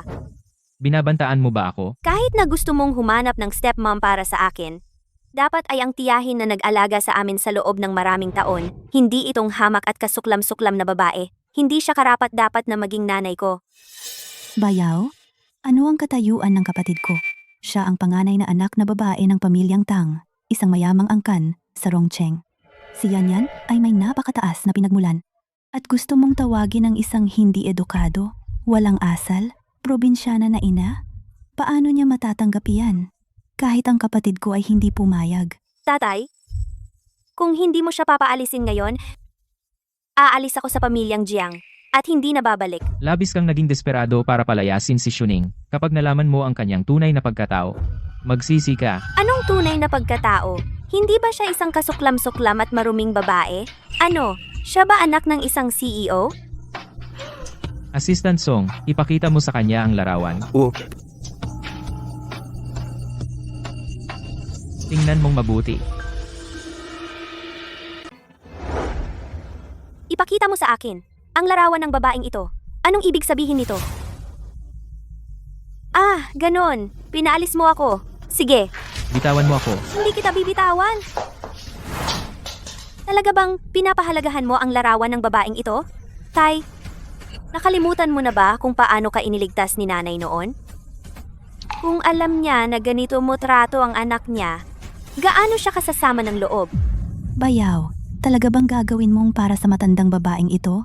Galing lalawigan paalisin kami? Kung ganoon talaga ang sitwasyon, sige. Dadalhin ko si Yanyan at ang mga gamit ng kapatid ko at aalis na sa pamilya Jiang ngayon din. Dahil wala ng lugar para sa amin dito. Say, ang ginawa mo, ito ba ay nagbibigay karangalan kay nanay? Aalis na kami ngayon. Sana hindi mo ito pagsisihan. Tigilan mo na ang pagiging matigas ang ulo. O pagsisisihan mo ito. Bakit ko ito pagsisisihan? Lawang, pumasok ka. Sabihin mo sa kanya kung ano talaga ang nangyari. Miss Yanyan, sa totoo lang, noon, hindi si Madam ang nagligtas kay Mr. Jiang at hindi ka anak na biolohikal ni Madam. Ikaw? Anong sinabi mo? Noong nasa panganib si Mr. Jiang noon, malubha rin akong nasugatan at pagkatapos ay hinanap namin ang iyong tunay na ina. Ang iyong ina, mabait na babae, kinuha ka, isang maliit na bata, at inakay palayo ang mga masasamang tao. Nang dumating kami, umiiyak ka mag-isa sa tabing kalsada.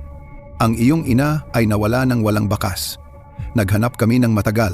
Pagkatapos, si Mr. Jiang ay umuwi kasama ka at ibinigay ka kay Madam at itinuring kang parang sariling anak mula noon. Ikaw? Sinasabi mong hindi ako anak biolohikal ng aking ina? Ang tao sa larawang ito ay ang iyong biolohikal na ina. Ano? Yanyan? Sa iyong balikat, mayroon bang pulang birthmark na hugis paru-paro? Paano mo nalaman? Dahil ang birthmark ng aking anak ay eksaktong katulad ng sa akin. Imposible! Hindi ito maaari. Itong probinsyana hindi maaaring maging nanay ko. Tita! Sabihin mo sa akin na hindi totoo. Hindi totoo. Ang birthmark ni Yanyan ay hindi naging lihim. At ngayon lang, nang bigla kang pumasok, nakita mo rin ang birthmark niya, hindi ba? Tama. Kilala kita. Ikaw ay personal na bodyguard ni Pangulong Jiang. Sa lahat ng mga taon na ito, hindi mo siya nakilala. Bakit ngayon bigla kang nagsalita? Si Li Xuning ba ang nag-udyok sa iyo dito? Ano ang ipinangako niya sa iyo? Hindi. Talagang hindi. Hinahanap ko ang biolohikal na ina ng binibini. Na-aksidente siya, nawalan ng memorya. Kamakailan lang na ibalik ang aking memorya, kaya agad akong nagulat sa CEO. Nagsasabuatan kayo sa lahat ng panahon. Bakit mo aaminin ngayon? Tatay, siguradong pagkakamali ito. Hindi siya maaaring tunay kong ina. Tama, Bayaw. Itong bodyguard ay hindi naalala sa napakaraming taon. Bakit? Sa sandaling lumitaw siya, bigla siyang naalala. Napakalaking pagkakataong iyon. Xuning, naaalala mo ba ang nangyari 20 taon na ang nakalipas? Naaalala ko. Noong mga panahong iyon, noong hinahabol ako, aksidenteng nahulog ako sa isang bangin. Mayroon pa akong peklat sa ulo mula sa pagkakabagsak na iyon.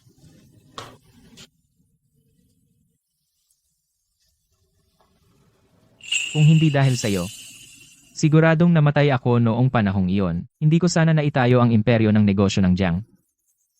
Pagkalipas ng 20 taon, sa isang pagbabago ng tadhana, iniligtas mo ako sa ikalawang pagkakataon. May utang akong paumanhin sa iyo. Sa ikalawang pagkakataon na iniligtas mo ako, hindi man lang kita nakilala.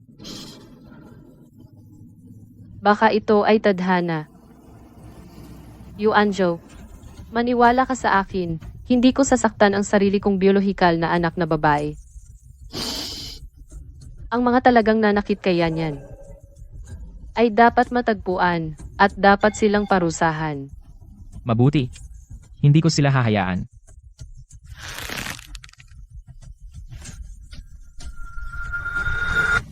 Dalhin ang taong nanakit kay Yan.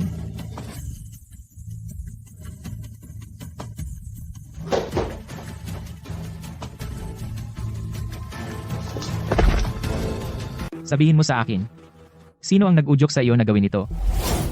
Ako. Kailangan ko bang dalhin ka sa istasyon ng pulis bago mo sabihin ang totoo? Si Tang Manchu iyon. Siya at ang kanyang mga tao ang nag-utos sa akin na gawin ito.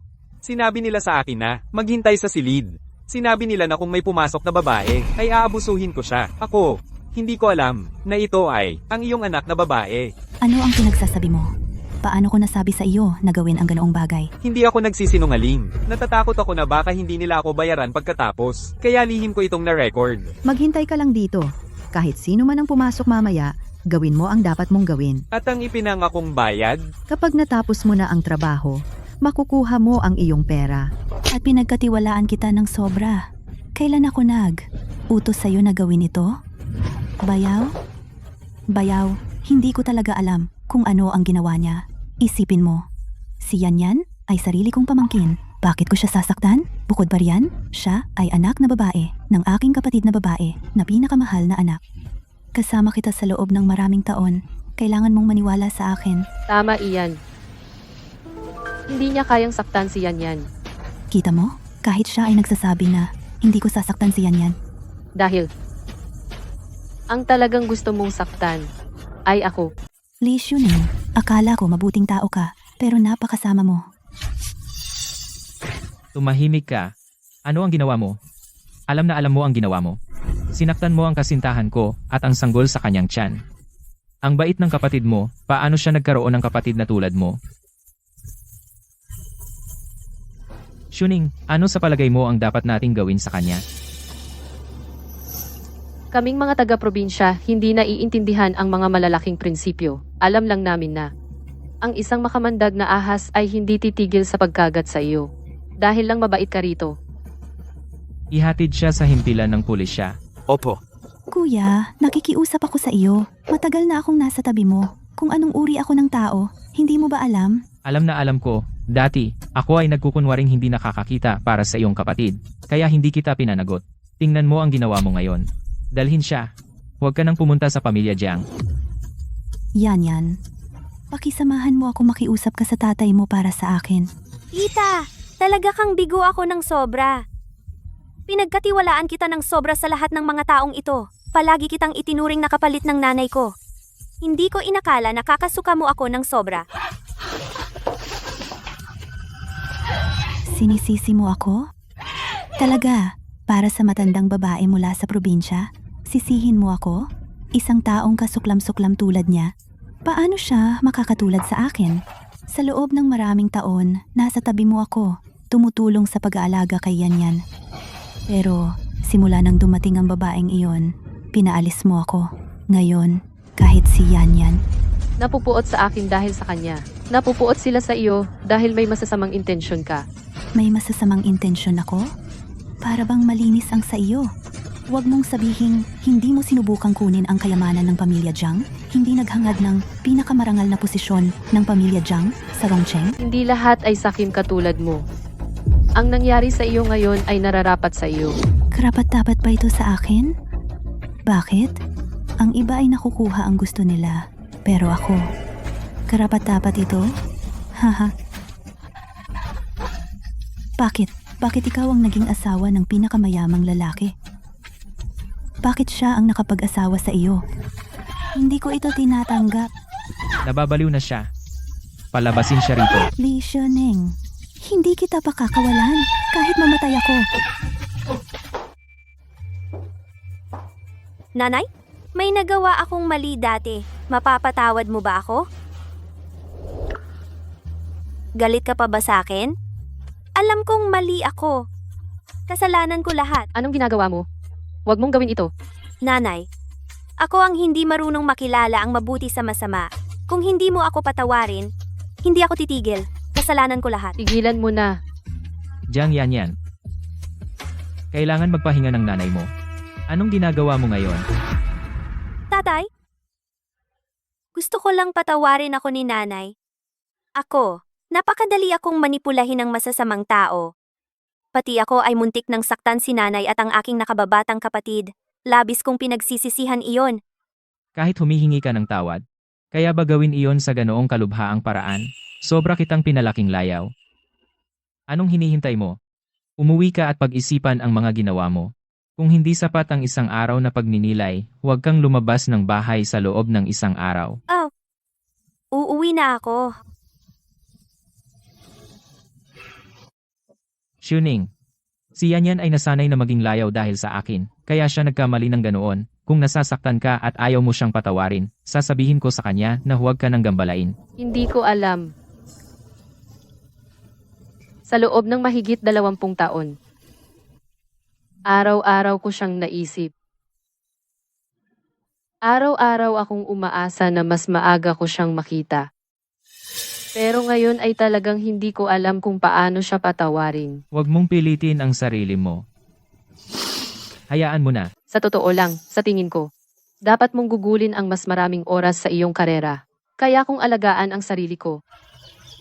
Naghirap ako ng kalahati ng aking buhay para lang mabigyan ng mas magandang buhay ang aking pamilya. Kung abala ko araw-araw at wala man lang oras para makasama ang asawa ko, kung gayon, sabihin mo sa akin, ano ang kahulugan ng lahat ng ito? Sa kasamaang palad, wala akong matutulong sa iyo sa kahit ano. Sino nagsabi, hindi mo lang ako iniligtas ng 2 beses, kundi binigyan mo rin ako ng magiging tagapagmana. Para sa batang ito, mayroon akong mas malalaking inaasahan. Palalakihin natin siya upang maging edukado at matagumpay. Higit sa lahat, kailangan niyang malaman ang tama at mali. Tama ka. Sasama ako sa iyo upang manalangin sa templo ng Tianyo. Sana simula ngayon lahat ay maging maayos.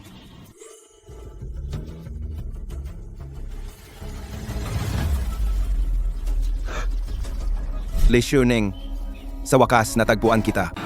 Pangulong Jiang.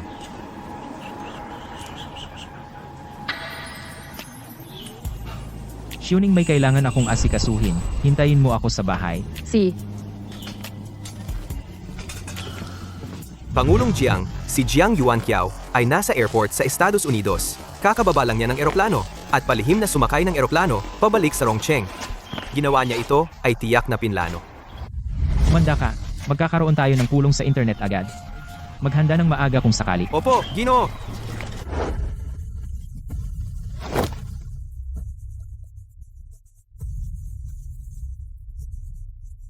Yuanzhou. Sun Haoyang, bakit ikaw?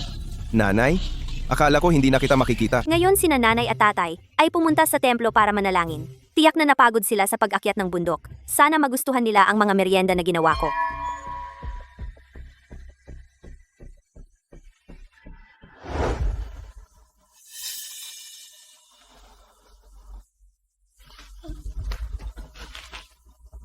Sun Haoyang, ano ang sinusubukan mong gawin?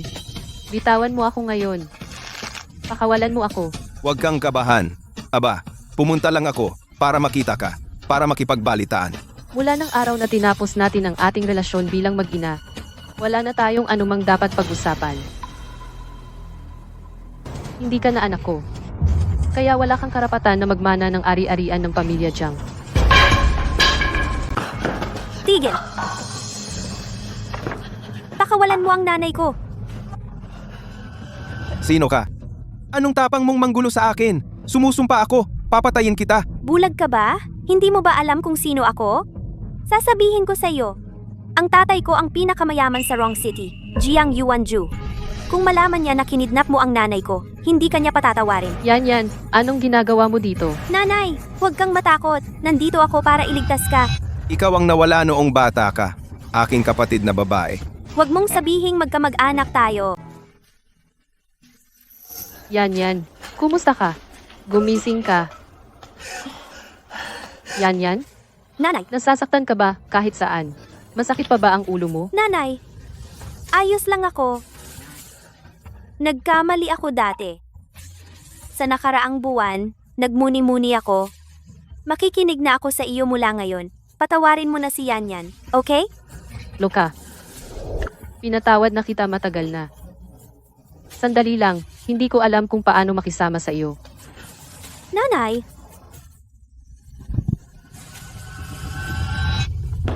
Hoy, kayong dalawa, tigilan na ang pag-aarteng mag-ina. Presidente Jiang. Ang kumpanya ay kasalukuyang normal na gumagana. Tungkol naman sa team ni Jiang Yuanqiao, wala pa silang ginagalaw.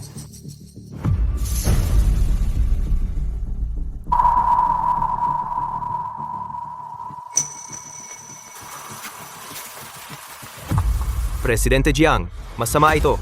Madam, nawawala si Madam. Naku, Shuning. Tingnan agad ang surveillance footage. Opo, Sun Haoyang, baliw ka ba? Anong ginagawa mo? Anong ginagawa ko? Magiging isang super rich second generation ako, syempre. akala mo karapat-dapat ka? Mas mabuti kung pakakawalan mo na kami ngayon. Pakawalan mo kami. Tahimik ang lahat. Tigil. Kunin mo siya. Opo. Dumating si tatay para iligtas tayo. Tatay! Yuanjo.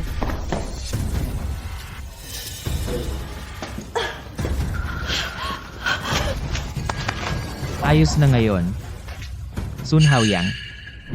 Noong nakaraan, si Shuning ang namagitan para sa iyo. Kaya kita pinatawad. At ngayon, ginantihan mo ng masama ang kabutihan. Sinubukan mo talagang patayin ang sarili mong ina at kapatid na babae. Baliw ka. Dalhin siya sa himpilan ng pulis. Hayaan siyang harapin ang parusa na nararapat sa kanya. Hoy, Mr. Jiang. Ako rin ang anak mo. Wala akong anak na katulad mo, napakawalang utang na loob. Alisin na siya. Mukhang ngayon, walang aalis. Tito, iligtas mo ako. Lakas loob mo akong arestuhin? Alam mo ba kung sino ako? Ako ang tagapagmana ng Jiang Group. Sino ka? Paano ka nangahas na pigilan ako? Anong ginagawa mo dito? Kuya, hindi mo ba alam? Bumalik na ako? Anong dapat ikagulat? Anong ginagawa mo dito? Oh, bunso? Pagkatapos ng maraming taon, ang gusto kong gawin, hindi mo ba alam?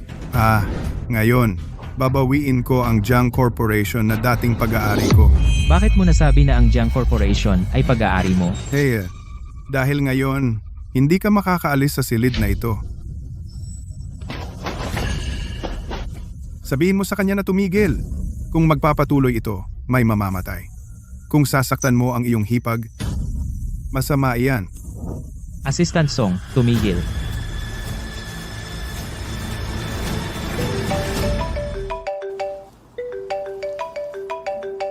Sagutin mo. Kumusta? Anong sinabi mo? Tingnan mo ito. Hayaan mong hulaan ko kung ano ang nangyari. Pinalayas ka sa board. Tama ba ako? Ikaw ang may gawa nito. Oh, sige na. Bakit pa ako babalik? Ha? Nagtataka ka ba kung bakit pagkatapos mong tumawag ng pulong pang-emergency sa internet na iyon, wala kang narinig na kahit ano tungkol dito? Ha? Bakit? Dahil kontrolado ko silang lahat, kasama na ang mga taong ipinadala mo para manmanan ako. Mr. Jiang, gustong makipag-video conference sa amin. Anong ginagawa mo? Kung ikaw gusto mo pa ring manatili sa Jiang Group, gagawin mo ang sasabihin ko. At mas maganda pa, alam mo ba kung bakit? Dahil ang tatlong pangunahing shareholders na laging sumusuporta sa iyo ay sumusuporta na sa akin. Alam mo ba kung bakit? Bakit? Dapat nating pasalamatan ang iyong fiancé para diyan. Kung hindi dahil sa iyo na ipinipilit na pakasalan ang babaeng taga-probinsya, ang babaeng iyon, at pangalanan ang anak sa kanyang tiyan bilang bagong tagapagmana, paano magkakaroon ng ganitong magandang bagay na mapunta sa akin? Hahaha! Yuan Joe, pasensya na. Nadala kita dito. Hindi ako mag-aasawa. Rong Cheng ay hindi kailanman kung saan ako nabibilang. Sabihin mo sa kanya ang tatlong pangunahing shareholder. Babalik ako sa probinsya. Hindi na kita makikita pa. Magtutuon ako sa pagsasaka sa probinsya simula ngayon. At aalagaan ang ating anak. Hanggat umaalis ako, susundin ka nila ulit. Nanay, babalik ka sa probinsya? Sasama ako sa iyo. Sa lahat ng mga taong ito, hindi ko naranasan ang pagmamahal ng isang ina.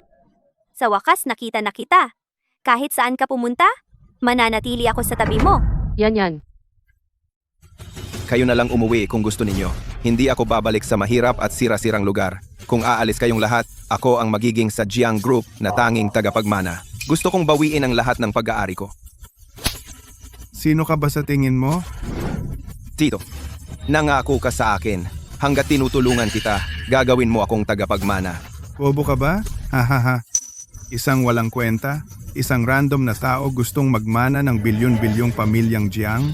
Sino ang nagbigay sa iyo ng lakas ng loob? Sa pamilyang Jiang, isa ka lang magandang lalaki. Jiang Yuanjiao, masamang tao ka. Inutusan mo akong dakpin si Li Xuning. Sinabi mo yan. Bakit mo sinisira ang iyong pangako? Ikaw ang unang lumapit sa akin. Narinig mo na ba? Na may taong tumutupad sa salita sa isang hayop? Ha? Dalhin siya. Maghanap ng butas at itali siya. Hayaan siyang mapayapang manatili doon at maging maayos. Nanay, alam kong mali ako. Iligtas mo ako, nanay. Tatay, alam ko talagang mali ako. Iligtas mo ako, tatay. Anong silbi ng pag-alam mong mali ka ngayon? Ikaw. Xuning, ikaw at si Yanyan hindi pupunta kahit saan. Ang aming pamilya na 4 ay magsasama magpakailanman. Haha, ayos lang. Kung gayon, dapat tanggapin ninyong 4 ang inyong kapalaran at bumalik sa probinsya para magsaka.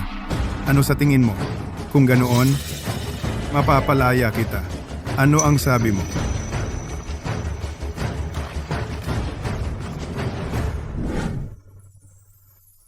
Tatay, What? uminom ka ng tubig.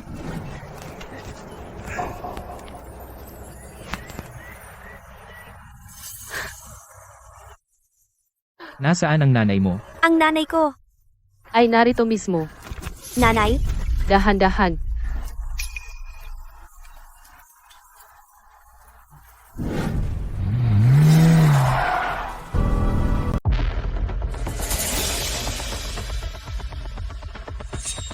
Ginoong Jiang, may pulong ng mga shareholder ngayong hapon. Mangyaring bumalik sa Rongcheng.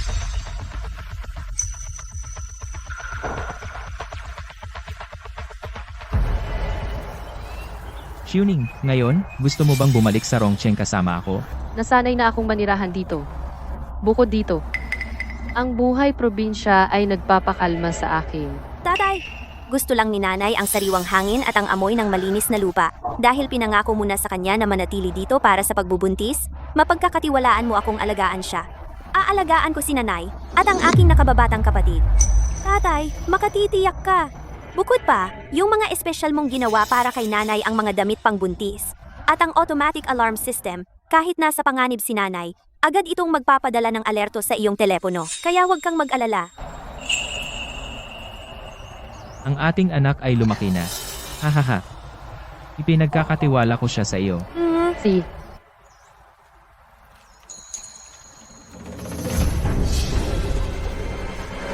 Wow, ang ganda ng lugar na ito. Hoy, lumayo ka. Jiang Yuanxiao. Ano ang ginagawa mo dito? Hindi ba nakakulong ka? Nahuli ba ako?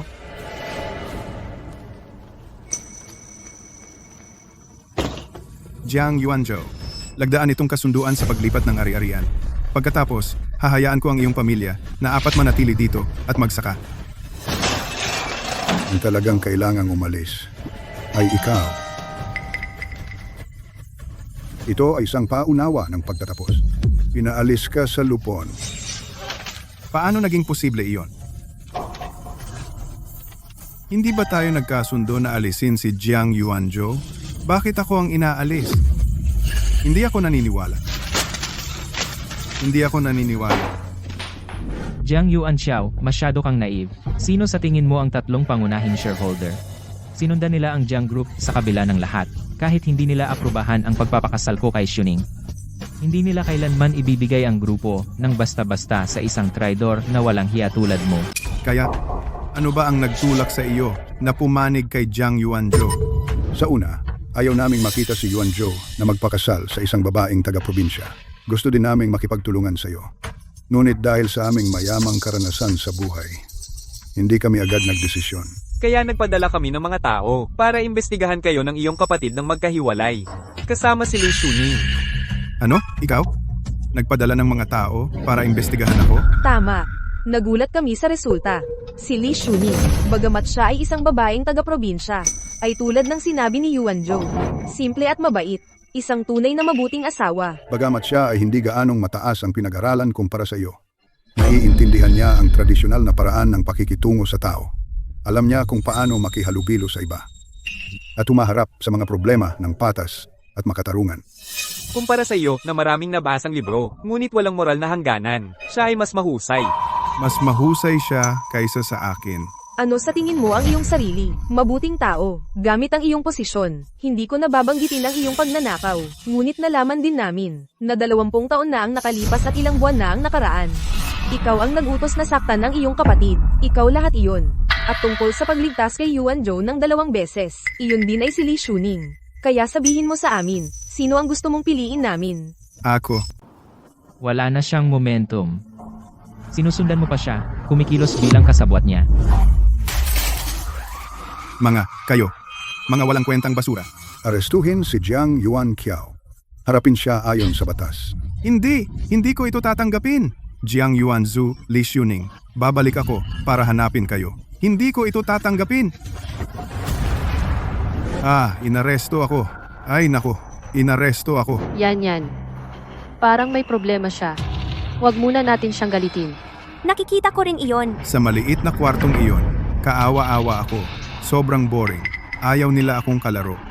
Binibigyan pa nila ako ng iniksyon at gamot. Galit na galit ako sa kanila. Paano kung ikaw ang makipaglaro sa akin? Maglaro tayo ng taguan. Ako ang magiging CEO. Kayo ang mga masasama. Kung mahuli ko kayo, papatayin ko kayo.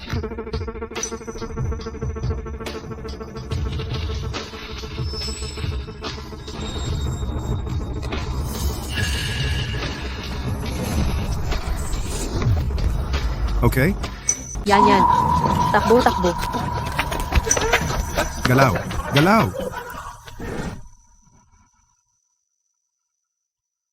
Naku, nasa problema si Xuning. Bumalik, dali. Oo. Takbo. Nanay!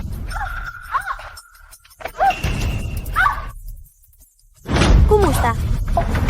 Nanay, darating na ba si Sanggol? Ang sakit ng tiyan ko.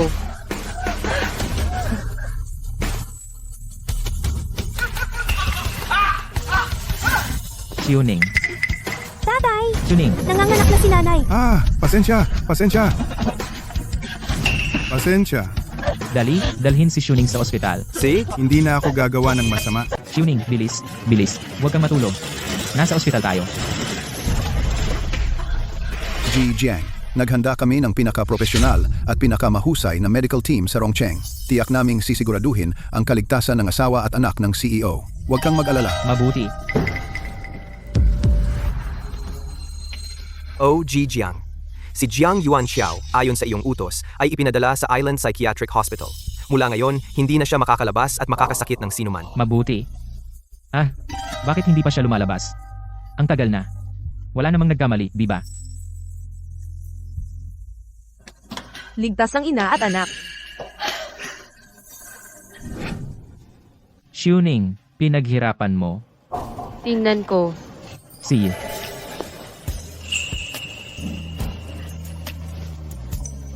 Aray, Binabati ko kayo, nanay at tatay. Si Yanyan ay may nakababatang kapatid na lalaki na ngayon. Ang aming pamilya na may 4 ay sa wakas ay magkakasama ng ligtas.